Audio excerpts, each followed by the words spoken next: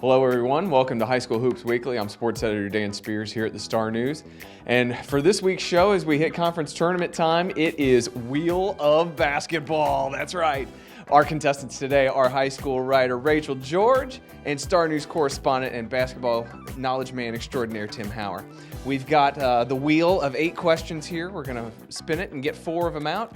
And they're going to give me their answers, and whoever I think's right gets a point. Whoever gets the most points wins the game and gets office bragging rights for the rest of the season. We're going to get it started here, so hope we get some good ones.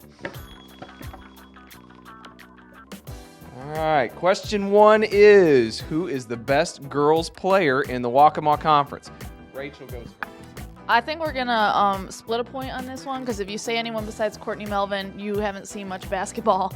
She is just a power down low for them, averaging a double-double, 22.8 points, 11 rebounds per game. Can't move her, can't get around her, can't do anything to her.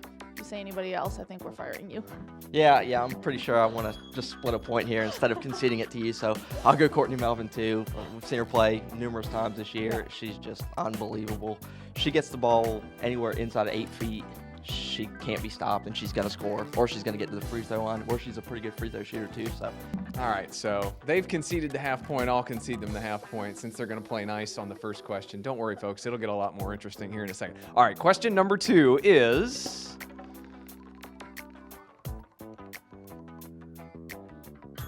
who is the best boys player in the Mid-Eastern Conference? And I know we're going to have some discussion here. Tim gets to go first this time. I'm going Freddie Jackson, point guard for New Hanover, averaging 14 points, 7.5 rebounds, 8 assists. And you can argue that one of his 2 teammates, Cole Daly or Detwan Rogers, could be in that discussion. But I think Freddie gets them the ball in positions where they can score. Freddie can just do whatever he wants with the basketball. He can get to wherever he wants. He can score if he needs to. But with those 2 down low, he doesn't have to as much. But he's just been amazing this year. And I will say that is definitely a good pick if you look at their matchups with Hoggard. That was the difference the second time around when Hoggard beat Hanover. Freddie didn't produce like he did the first time. That was the difference. But I'm going with a Viking for this one. Point guard Stillman White. He's only a junior, but he's definitely made an impact. He missed 7 games with a knee injury, during which they were 2-5, 11-4 with him, shooting 54% from three-point range, 6.4 points per game, 4 assists, 15 blocks. He's second on the team. He's no taller than I am. He's like 5'8", and still does all that, and he can just create for them. I mean, last night he took a jump against a 6'6" player. He just kind of does it all, and he's what makes them go. See, like I said, we were going to get some discussion here, folks. That's a really good one. But the question is, who is the best player, not who is the most valuable player. So in this case, I'm going with Freddie Jackson. Point for Tim Hauer. So it's 1-0 because I'm going to just wipe that split off the board. That was kind of silly. All right, next question.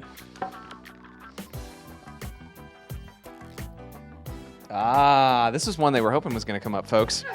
Which team was your biggest surprise this year? Rachel gives the fist pump, so she gets to go first.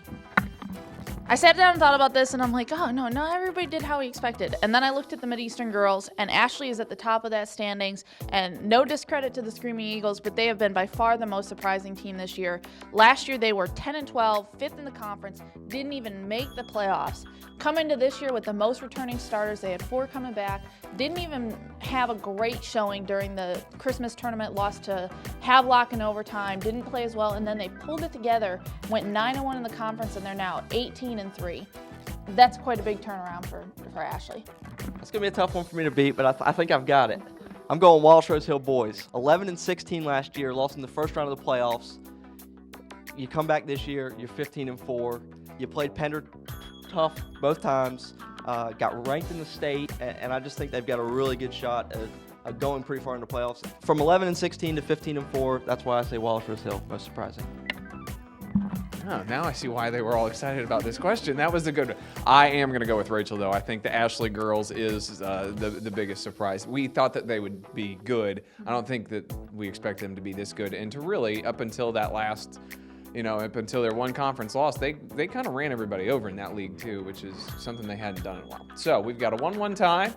We're going into the fourth question, which means this will break the tie right here, and we're going to have a champion. How will the East Bladen girls finish in the state tournament this year? and Tim Hauer gets to go first this time.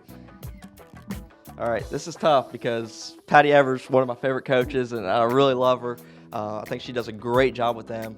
And they've lost the last 2 years, so my heart wants to say they're going to win it this year, but Salisbury is just so good. They won it last year. We just looked at their stats, really balanced. I think they had like 8 players averaging over 3 rebounds a game. They've got 2 girls averaging double figures, a third one at 8.6, and I think that's where the difference is.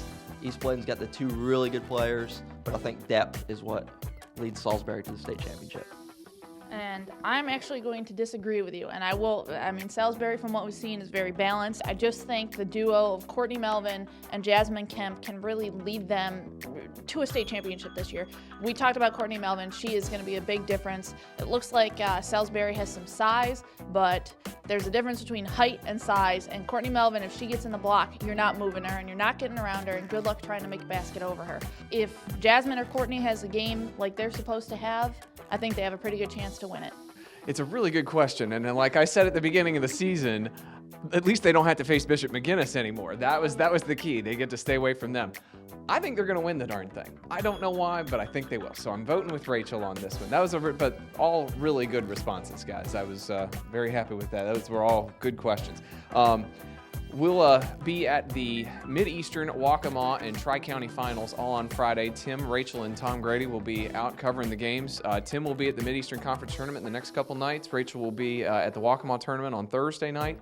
So there's going to be plenty of coverage at Star News Online and starnewsvarsity.com. So for Tim Hauer, Rachel George, I'm Dan Spears. Stay tuned and enjoy the hoops at starnewsonline.com.